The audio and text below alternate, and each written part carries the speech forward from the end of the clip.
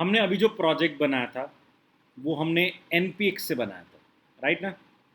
npx web PACS, मतलब जो package use हो रहे थे यहाँ पर, जो वेब पैक, जैसे मैंने एक प्रोजेक्ट बनाने को कहा तो उसने पैकेज डॉट जेसन फाइल और कॉन्फ़िगरेशन फाइल्स अपने आप क्रिएट कर दी, report setup back, this is what we called as a pack है। एक पैक उसने अपने आप मेरे लिए क्या जनरेट कर दिया था, अपने आप जनरेट कर दिया। अब ये पैक थोड़ा सा ऑब्सोलीट हो चुका है, इसलिए अब की बारी हम नया प्रोजेक्ट स्टार्ट कर रहे हैं।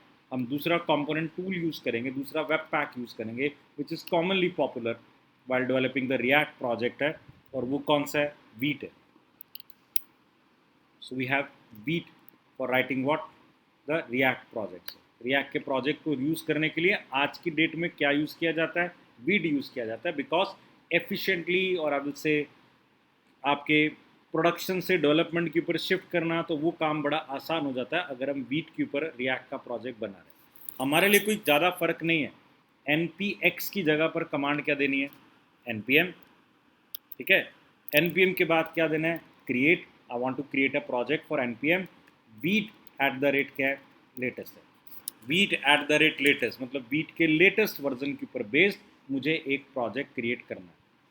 नाम नहीं दिया मैंने यहाँ पर, क्योंकि जब मैं एंटर करूँगा ये इनपुट सारे पूछना स्टार्ट करेगा। पूछ रहा है प्रोजेक्ट का नाम, लेट्स से ऐप हाइफन क्या है, 2 है। पूछ रहा है आपसे कौन सी लैंग्वेज बनाना है, vanilla, React, Preact, Lit, बहुत सारे हैं। आपको रिएक्ट का प्रोजेक्ट, मतलब फिलहाल वीट का प्रोजेक्ट किस में बनाना है, फ्रेमवर्क कौन सा है, रिएक्ट का। रिएक्ट में भी आपको टाइप स्क्रिप्ट यूज़ करनी है या फिर क्या यूज़ करनी है, जावा स्क्रिप्ट यूज़ करनी है। तो फिलहाल मैंने कहा जावा स्क्रिप्ट यूज़ करनी है। इसने प्रोजेक्ट बना दिया। अब वो कह रहे हैं 3 कमांड कि पहले आप ऐप 2 में जाओ, अपने प्रोजेक्ट फोल्डर में जाओ। अगर मैं ऐप 2 में जाऊंगा अभी, एन सॉरी ऐप हाइफन 2, तो एग्जैक्टली उसके अंदर आप देखोगे, और मैं यहाँ पर ओपन भी उसी को कर लेता हूँ, ओपन फोल्डर। तो अभी मेरा ऐप 2 को ओपन कर रहा हूँ, तो आप देखो इसमें नोड मॉड्यूल्स का फोल्डर है नहीं।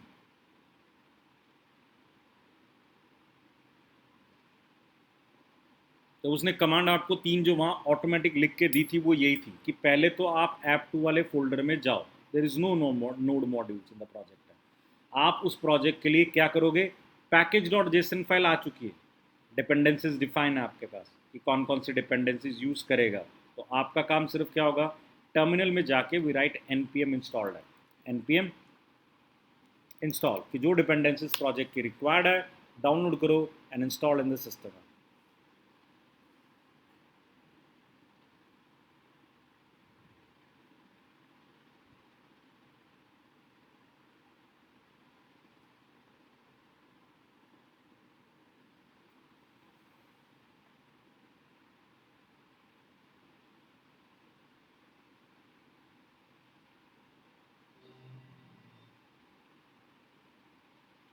तो जो पहले पिछली बार उसने npx इंस्टॉल करते हुए टाइम लिया था, इस बार सिर्फ उसने वीट में कॉन्फ़िगरेशन फाइल डाली थी। बाद में हमने उस प्रोजेक्ट फोल्डर में जाके npm इंस्टॉल किया, कॉरस्पॉन्डिंग लाइब्रेरी पैकेजेस जो भी मॉड्यूल्स रिक्वायर्ड हैं जावास्क्रिप्ट के, वो अपने आप क्या कर रहा है, इंस्टॉल कर रहा है। So it is creating node module folder, और उसके बाद सेम प्रोसेस है।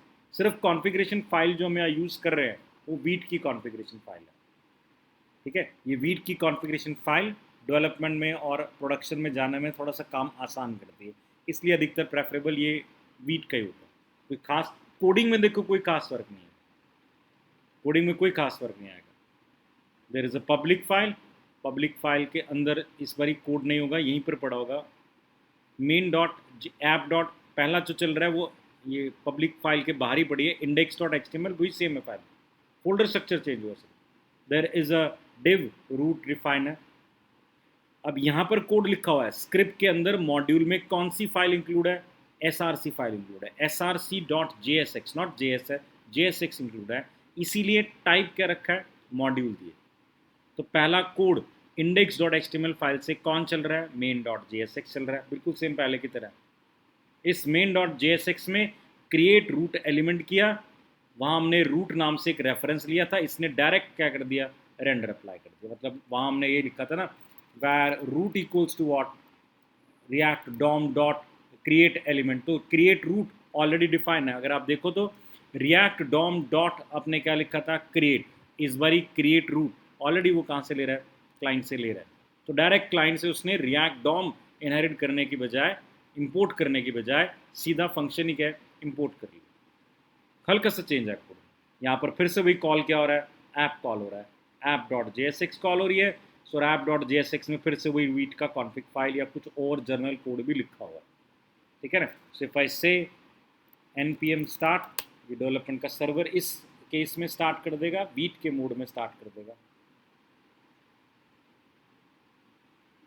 सॉरी npm रन है,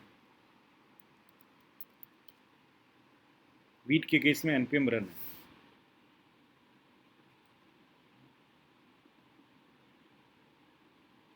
सॉरी npm रन डेव,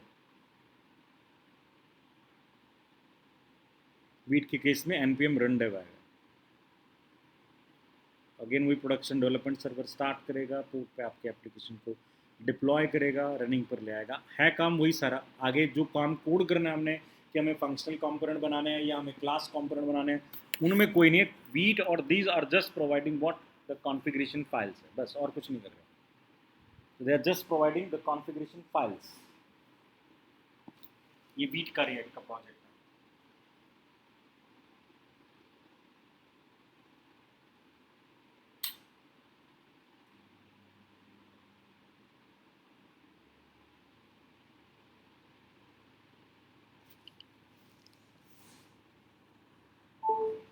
ठीक है, अंदर काम वही हो रहा है कि देखो ऐप कंपोनेंट था, फंक्शनल कंपोनेंट ऐप, ये कुछ अपना उसने कोड राइट किया हुआ है, तो मैं सब कुछ हटा भी दूँ।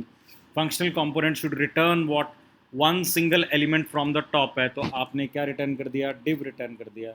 डिव के अंदर आपने वही पहले की तरह क्या लिखा, हेलो राइट कर दिया एंड क्लोज, तो आपका मतलब क्या लिखा आ जाएगा, हेलो आ जाएगा। कुछ CSS इंक्लूड है, दैट्स वाई इट, इसलिए अपने आप किस में आ रहा है, सेंटर में आ रहा है, तो वैसे इंडेक्स डॉट CSS सब कुछ डिफाइन है, कुछ डिफाइन है। ऐप डॉट JSX आपके कंपोनेंट एक्सपोर्ट कर रखे हैं, ठीक है, वो पहले की तरह सब।